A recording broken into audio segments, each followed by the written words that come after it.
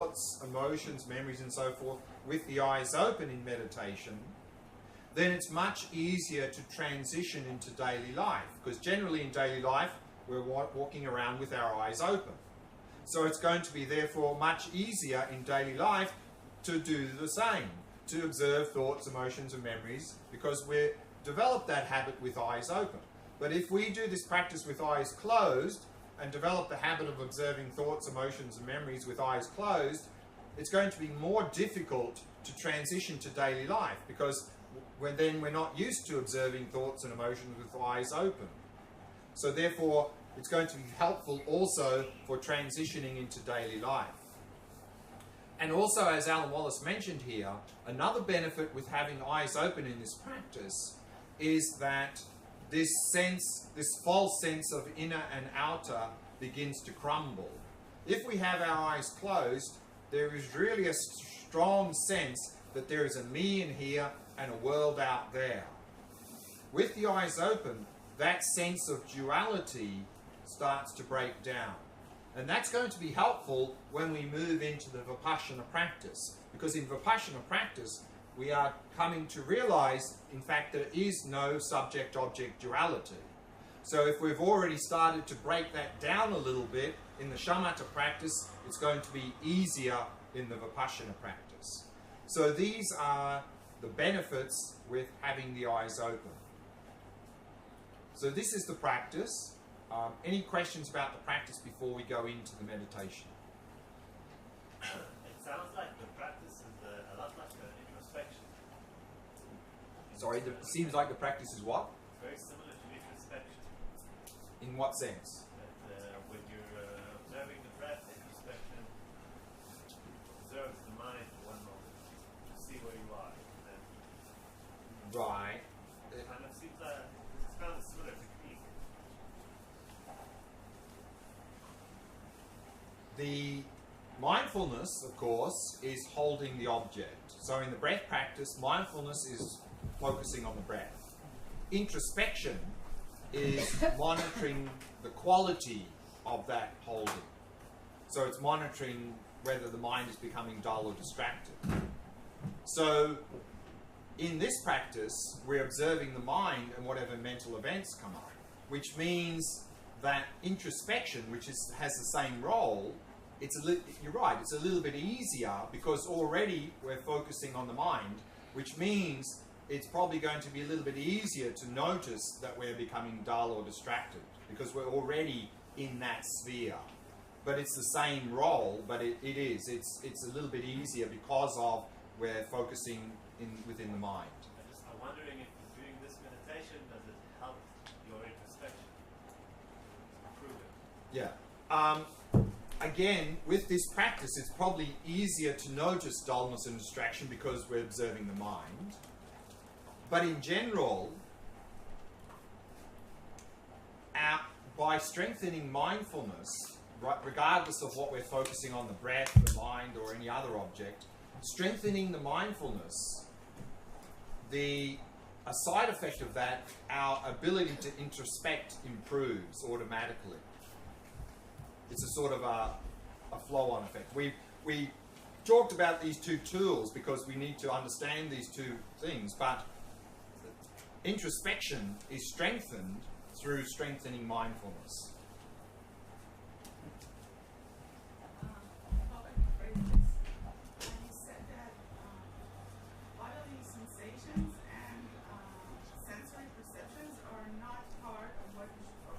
Correct. Okay. So what I find challenging is that it's very, very automatic to, if, let's say my eyes are open, there is a perception. It's automatic to, even to categorize it, either as like something I like or I don't like, or even if I don't categorize it, my attention is drawn to something Exactly. specific. So what is the difference between that and like the perception and the attention that is drawn, or Particularly our visual sense is very dominant. It's usually our dominant sense. So usually what happens is when we have our eyes open, we're that gets engaged, because that's usually our dominant sense. It overrides the others. So probably you'll find initially that even though we're just supposed to vacantly rest our gaze, you probably find the visual gaze will come in, because that's our habit for allowing the visual gaze to dominate the senses and the mental. So what, of course, then it's just here again, it's just habit. We just, through practice, when that happens, we let go of that and we go back into the mind. We just keep doing that. So then we develop the habit of not allowing the visual gaze to dominate.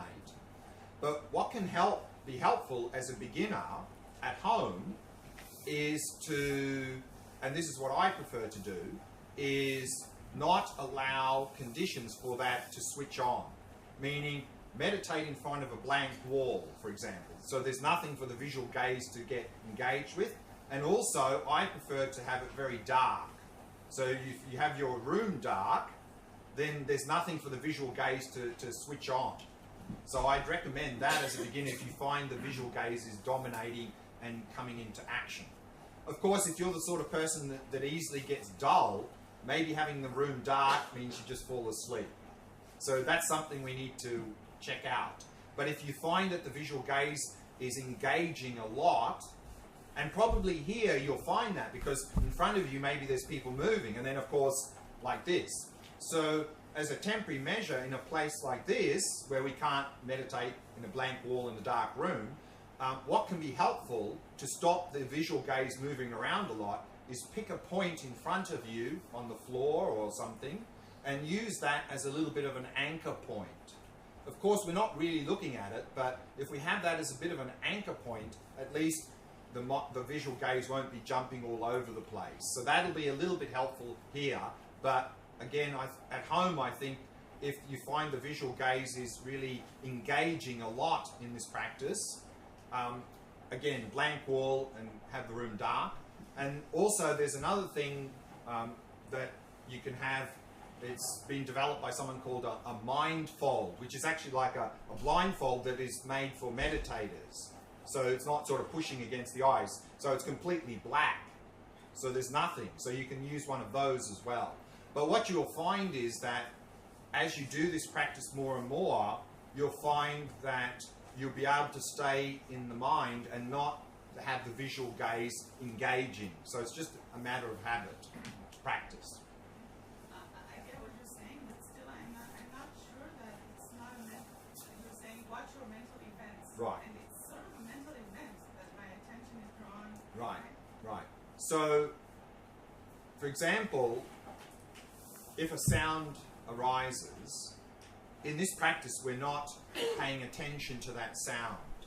But what will happen, and this happens normally, is when a sound appears, the mind goes, dog, annoying person.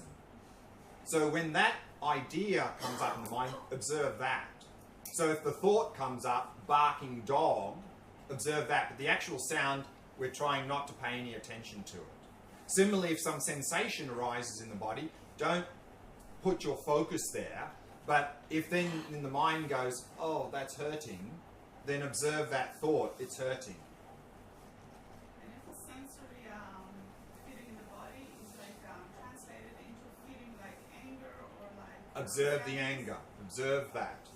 That you do consider a mental event? Of course. That's a mental event, yes.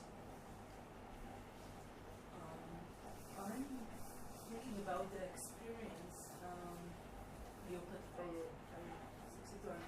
study. I think that as much as I understand also the Buddhism and the psychoanalysis understand that conceptual knowledge is not enough. You have to go through experience, personal experience, in order to have a change. And when I'm thinking about, I mean, my question is, what is experience? I mean, if through this meditation that you observe, you don't lose the experience. I mean, Because here, this is what I said is bare attention. We are directly experiencing our thoughts. Normally we don't do that. Normally if a thought arises, we identify with it, we get caught up in it and follow it. So then we're caught up in our conceptual mind. Whereas now if we can step back and observe these mental events directly, we are directly experiencing our thoughts. For example, what's the difference between mindfully thinking about the cup and observing the thought of the cup? When we're mindfully thinking about the cup, we're caught up in our conceptual mind. No? And what we're focusing on is the cup. That's what we're engaged in. When we are observing the thought about the cup, the object is the thought itself, not the cup. And we are directly observing the thought. So that's the direct experience of the thought. Is it important to identify the content of each thought that comes through your mind? Right, good question. So remember here, we're doing shamatha practice. So in shamatha practice, the goal is to develop a calm, clear, focused mind. So therefore, in shamatha practice, it's not appropriate to investigate the contents. Why is it here? Where did it come from? And all of these. This is vipassana practice. So in this practice, we're not interested in why this content is here, what caused it, where did it come from. That's all for vipassana practice. So here, whatever comes up, you just observe it arise and pass. We're not investigating the contents in this practice. That's vipassana practice. Even if the thought is blurry and there's no... Right, yeah, exactly. So that is just a lack of clarity. So if it's blurry, just observe the blurry thought. When I tried to observe the mind, at first there were no thought at all. When they came, I noted it only afterwards. Okay. So this is what my experience was. Okay, I think a lot of the questions here is going to be about what I'm going to talk about in the next session, so maybe we'll leave it till then. So let's do the practice, unless it's a question about not understanding how to do the practice. When I open my eyes on the other spot, you see, it's like it started to burn, and I Started to what? burn. Your eyes? Burning heavy, like they want to close again. And I see that I am putting too much attention in my eyes and trying not to close it. It's making me busy. Right. So again, It's not, yeah. So again, it's like the yeah. dullness is like shoving me in. Yeah. Again, it's just a matter of habit, and also blink as often as you need. Don't try and keep them open. Don't strain the eyes, and don't try to deliberately unfocus them. Just blink as often as you need. It's just a matter of habit and to learn. And one more thing is how to observe like the anger. What is to observe the emotion? Just to see that it's arising. That's it. It's arising as thought and also sensations. Right. Every emotion will have a corresponding effect in the body. We're not observing that. That's not part of the object. So just notice anger is arising. Just observe that. Don't observe the... Is it thought? Well, yeah. Or, yeah. The word thought, actually in Buddhism, what's often... the word thought in Buddhism can be a very generic term, and it means just any conceptual activity. So often when we see the word thought in Buddhism, it means any conceptual activity, which means discrete thoughts, emotions, memories, mental images. All of these are thoughts in terms of being a conceptual activity. So we're just observing that. So let's do the practice, and then we get a lot of chance for questions in the next session.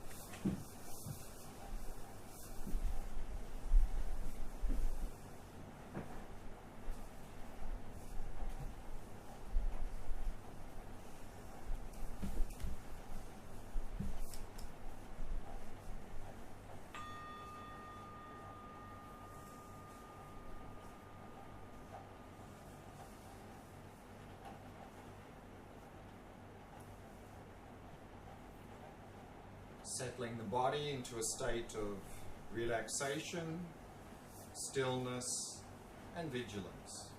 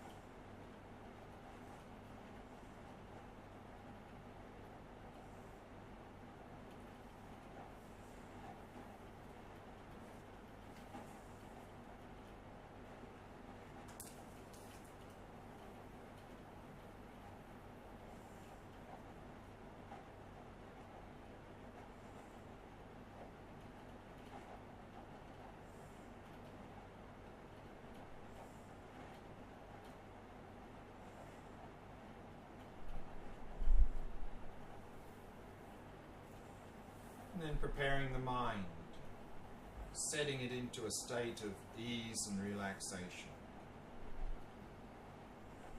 through simply allowing the mind to come to rest in the present moment, focusing on the sensations of the breath throughout the body.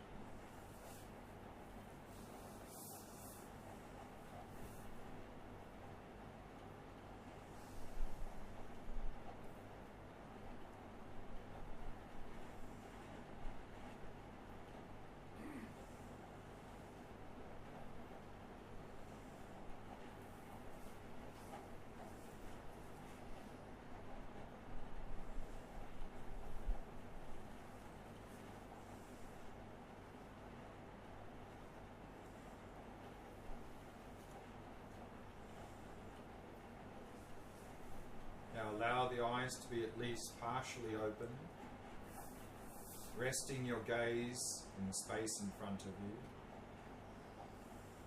keeping the eyes soft and relaxed, blinking as often as you need. And now bring your attention to your own mind and observe your own mind and whatever is arising in the space of the mind. Thoughts, emotions, memories, mental images. Simply be like an impartial observer or witness, observing these mental events as they arise and pass. without grasping to them, without becoming distracted.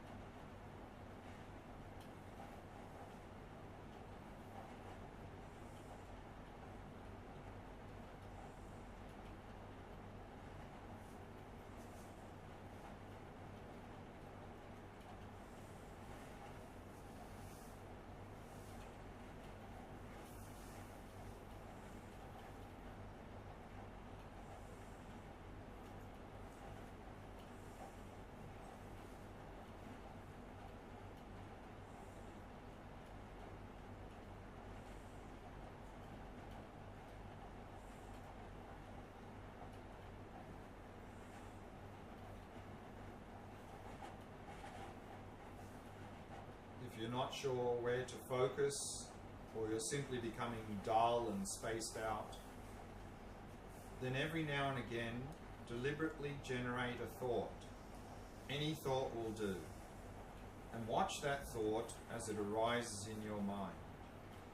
And then watch it as it disappears back into the mind. And then keep your attention right where it was and see what arises next in that space.